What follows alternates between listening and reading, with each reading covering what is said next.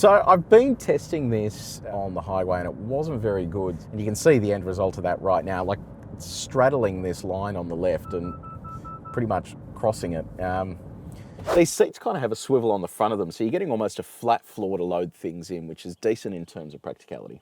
G'day, I'm Paul. A little while back we reviewed the Honda ZR-V, but it was the hybrid, and now I thought let's get behind the wheel of the base model, because not everyone wants to be forking out mega dollars for top spec hybrids, when in fact the base model is lighter than the hybrid and actually pretty efficient as well. It's also just received a safety upgrade too, with a couple of extra features added in.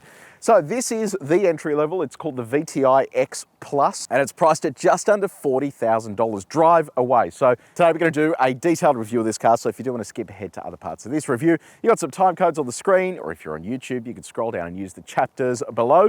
Now, what about the design? So you've got a number of colors to pick from. This base white sort of has a pearl effect to it, which looks pretty good. You get adaptive LED headlights as standard, which is kind of uncommon in this segment. You don't really see that. You do see LED lights, but getting adaptive LED lights is something a little different. Piano black on the grille here with the Honda logo. I've actually spent a fair bit of time driving this car, so I feel like I've gotten to know it quite well, and I'll be able to run you through some of the things that I like and don't like throughout the review.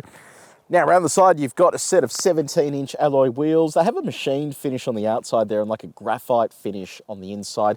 Bit of wheel arch cladding there as well. This is only front-wheel drive, so you're not going to do any off-roading. In fact, under 180 mil of ground clearance. So it is very much a city car that sits higher off the ground for a better hip point. And a lot of older Australians actually like buying these because they are easier to get in and out of. Stuff like a Mazda 2 and some of the smaller products are just so hard to get in and out of. This is actually that little one step above and just makes driving your car a whole lot easier. Wing mirror here has the indicator built in. No 360 camera for the base model, so you just get the reverse camera. But you do get front and rear parking sensors, which kind of makes up for it. Come around to the back with me. Now, around the back you have LED tail lights. This black sort of plastic section down the bottom, and then Honda ZR-V there with a shark fin aerial up the top. I think if you're going to be buying the base model, when it comes to resale, you probably don't want to be getting the white. A lot of rental car companies will just get white cars. It's easier to then offload them at the end. I would be going for a different color, because then when it comes to resale, no one's going to think that you're selling an ex-rental car, and it just gives you a little bit more variety to play with there. So let me know what you reckon in the comments section below. What do you think about the design, and what do you think about the pricing? Honda runs a fixed price model in Australia, so there's no haggling, but I think the pricing is pretty sharp for what you're getting here.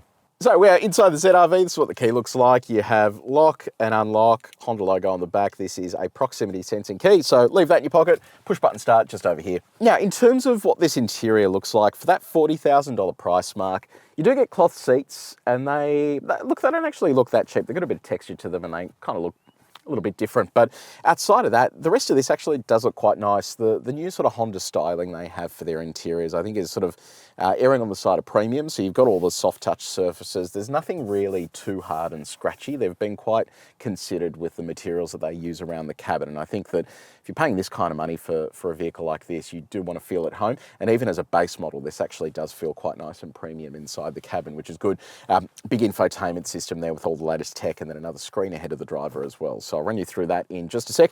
Touch points, so nice and soft there, and very soft on the door. Actually, on highway driving, which I've been doing a fair bit of in the car, it's just great to just lean your hands on stuff and just, lean your elbows on stuff and just know that it is sort of nice and comfortable for a longer distance. How soft are all of those touch points? Well, we've got our gyrometer. We've tested all the main surfaces in the cabin. If you do want to see how this car compares to others that we've tested before, have a look at the link in the description below. Now, build quality. I'll do my little shake test here.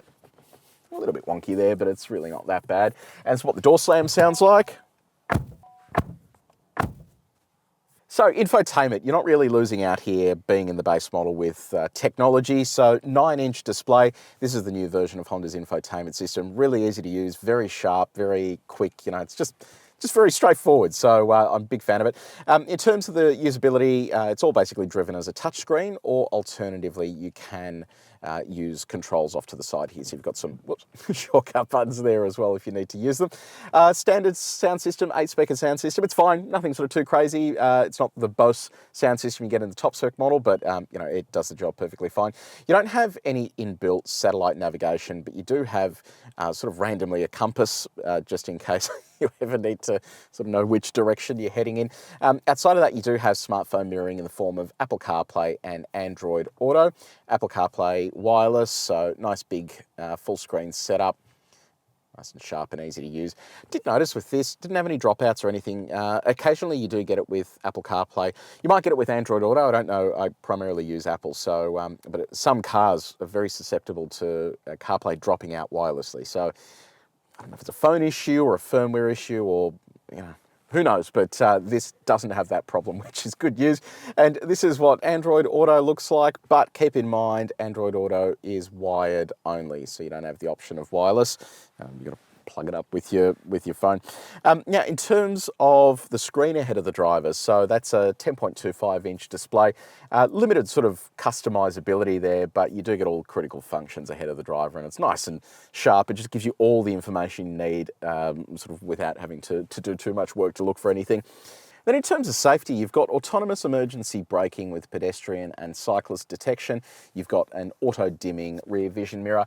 You've got blind spot monitoring now built into the wing mirrors. This is part of the update that they added, along with rear cross traffic alert. Front and rear parking sensors. You have semi-autonomous cruise control with a lane keeping assistant that we'll test later on. And then finally, you've got a reverse view camera. I'll show you what that looks like. Quality, it's actually pretty poor. That could be much better, but I guess it is what it is, and this is what the horn sounds like. Now, moving on to practicality, we'll start off with your connectivity. You've got a USB-C port over here, USB-A port over here, 12-volt outlet down the bottom there as well. No wireless phone charging, but you can sort of slot your phone sort of wherever you want. You've got plenty of space here as well for storing odds and ends too, which is pretty good. In terms of other storage, you've got decent-sized center console there, glove box over here as well, pretty reasonably sized. Sunglasses holder up the top there too. On the comfort front, you've got dual zone automatic climate control. These sort of air vents are hidden into this honeycomb grille, which I think is a pretty cool sort of setup. Seats are manually adjustable and cloth as well, but they are really comfortable. So you get your seat set up and then you're sort of right as rain. Leather wrap steering wheel there with tilt and reach adjustment as well. Just on our reach test, all of this stuff is very easy to reach while you're driving. Now, second row, what's it like here for space? Look, it's not the biggest space back here, but knee room's pretty reasonable. Toe room is a tiny bit tight and headroom is kind of tight as well. But this sort of sits in that middle ground between sort of small SUV and a bigger medium SUV. So it's a sort of decent place to be if you don't want to be driving around in this gargantuan thing, but you still want the practicalities of an SUV.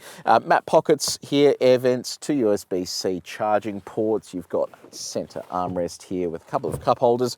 ISOFIX points on your outboard seats, and then 3 top tether points as well if you do have any child seats. Does the window go down all the way? Oh, it's auto up and down. That's not bad. Oh, so close. Now, cargo space. What have you got to play with? So without dropping your second row, you've got just under 400 litres worth of space available. This tier back here gives you a little bit of storage down there, and if you actually pull the floor up, you've got a space saver spare tyre under there. And then under this tier, you've got a jack and a couple of other bits and pieces there for changing a tyre. 12-volt outlet up the top there as well. In terms of the suitcase, fits in really nicely. So like I said before, not a huge SUV, but still big enough to get a suitcase and other sort of things in. There is another sort of clever feature here as well. So when you drop the second row, which you do from the side here, it increases the size of the space to a little over 1,300 litres, but these seats kind of have a swivel on the front of them, so you're getting almost a flat floor to load things in, which is decent in terms of practicality. Now, are you in the market for an SUV? Are you looking for some advice but don't want a hard sell? Well, I am here to help. Well, CarExpert is here to help. All you need to do is go to Google and type in "Help me CarExpert" or scan the QR code on the screen. It'll take you to our website. CarExpert is a big business. It's not just me here doing videos. We even have a concierge team in Australia who is there to help you figure out which car to buy. We can even put you in touch with one of our friendly dealers as well. It is obligation free. You can talk to someone in Australia who will guide you through the entire process. You can talk to my mate Pete or even Sophia. All you need to do is just Google "Help me CarExpert" or use the QR code and we will hook you up with the right car. So we are inside the Honda ZR-V. Let's kick off with the engine. So a little different to the hybrid that we drive, in fact, completely different. 1.5 litre turbocharged 4-cylinder petrol engine makes a little over 100 kilowatts of power, just under 250 newton meters of torque. So it's not a huge amount, but when you consider that this weighs under 1,500 kilos curb weight, doesn't really need much more than that, and front wheel drive as well. It is mated to a CVT, a continuously variable transmission. Now, if you don't know what that is, it's basically a gearbox that has just one gear. Well, it feels like it has just one gear. It's in fact a gearbox that has infinite gear ratios available to it. And it means that when you put your foot on the throttle, it doesn't have to dive back through gears. It just makes a lot of noise like that. Now, it's doing that because it wants to put the car into its peak power and peak torque band so that you can accelerate and not have to feel those gear shift changes where you're losing momentary power and torque when it sort of flicks between gears. So the advantage is that you can then have different gear modes. So here we have the drive mode, but then they have an S mode that basically allows faster acceleration and does a bit of engine braking, or an L mode where it just keeps the rev band quite high up so you can take advantage of engine braking. And whenever it's doing engine braking like that, it's not using any fuel. So a couple of cool features there. And while some people don't like CVTs, I think in this application here, it actually works really well. Now, what does all that feel like behind the wheel with this turbocharged engine? If I give this a little punch now, it does make a bit of noise once it's up and moving, but it does have quite a strong torque band, and it means that you're constantly feeling like it's accelerating. It never really feels like it's dull or lifeless. So I think it's a decent setup and really matches the character of this car. Let's talk about steering feel. That's also a really interesting point here. It actually doesn't feel too bad. It's got a bit of weight to it, and they've added a bit of sportiness to it, and I'll be keen to see when we go for a bit of a faster, sportier drive, whether that sort of translates to this feeling sporty behind the wheel. But I really like the amount of feel that I'm getting through the wheel at the moment. Now let's talk fuel economy. So being a smaller engine and a lighter vehicle as well, it's actually reasonably good at 7 litres. Well, that's the official claim, 7 litres per 100 k's. We're averaging under 7. So again, really strong figure there, and just shows you that small engine still gives you a bit of pep when you need it, but isn't overly thirsty. Now let's talk about the ride. So in and around town, really nice and soft and comfortable, which is exactly what you want from a car like this.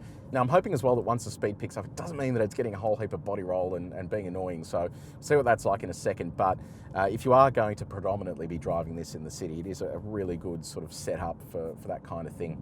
Okay, let's pick up the speed for our sine waves. We do this at 130 kilometers an hour, which gives us a really good idea of what body control's like and how they've tuned it for country driving. So if you are buying this out in the country, you want to know that it actually feels half decent for that. Sorry, I'm having to look around my GoPro there. Yeah, nice, that feels good.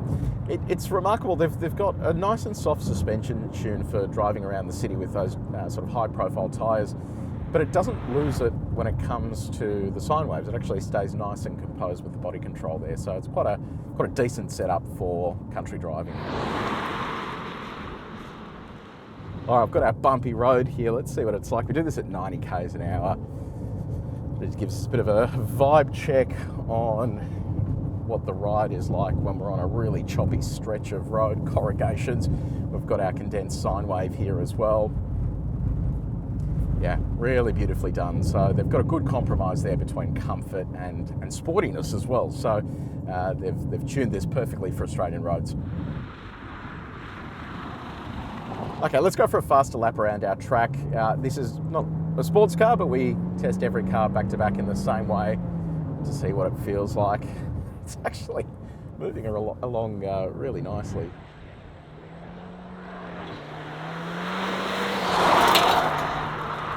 The tyres don't love this sort of thing, but it is actually surprisingly sporty. I mentioned before the steering feel actually translates to being quite sort of fun here behind the wheel.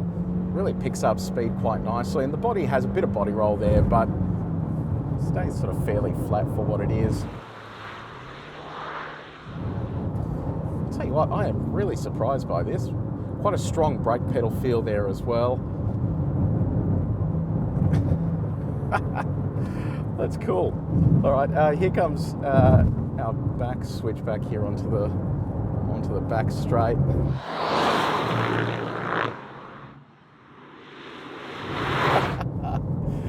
This is actually really fun. I'm surprised by this.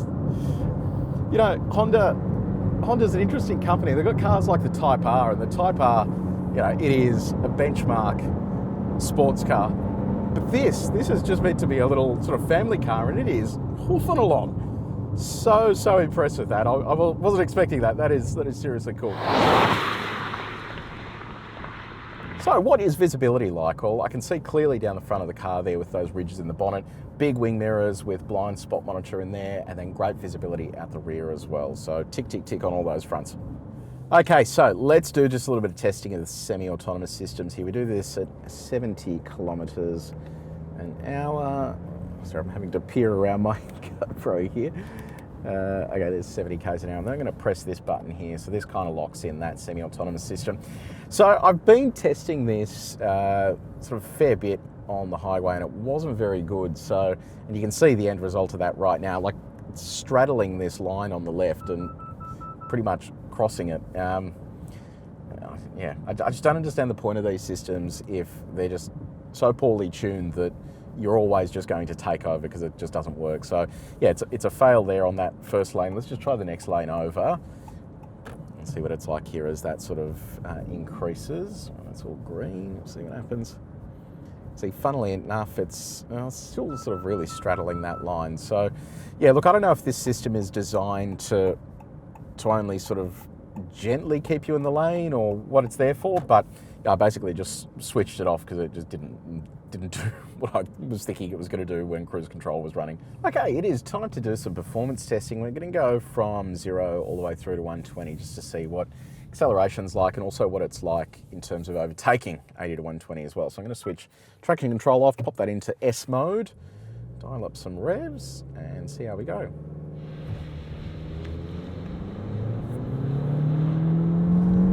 Okay, 80, 90, 100, and 120. Alrighty, let's see how that went. Okay, so 0 to 100 took 8.63 seconds, so yeah, not too bad. And then 80 to 120, 5.58 seconds. So that number is important because it gives you a kind of gauge of what this is going to be like if you're overtaking. And yeah, that number's sort of pretty reasonable there. So let's go back, we'll do a break from 100.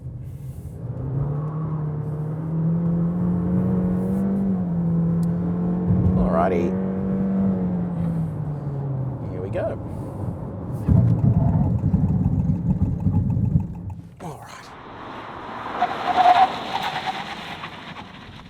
See how that went. So 100 to 0 in 2.78 seconds and 38.82 meters. So yeah, not too bad. Anything sort of between 35 and 40 is pretty good. If you do want to see how this car compares to others that we've tested before, have a look at the link in the description below. Now, how quickly does it go in reverse? Let's find out. So here we go. All right, starting off modestly, but I can feel it's got some speed in it. So let's just stay in that. 60,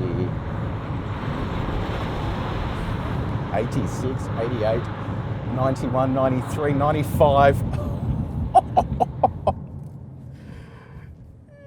We got up to 95, but I started running out of space. Oh my God. This does almost 100 k's an hour in reverse. If it wasn't for Rimac or Rimac setting a world record for reverse acceleration in an electric car, I think we would have the next closest, which I think was a Corvette. I need to see how fast they went in reverse, but that was unreal. Okay, so Honda ZR-V. I actually reckon this is a highly underrated car. I had a lot of fun driving that today. It is really quite engaging to drive. It's economical, got plenty of room inside.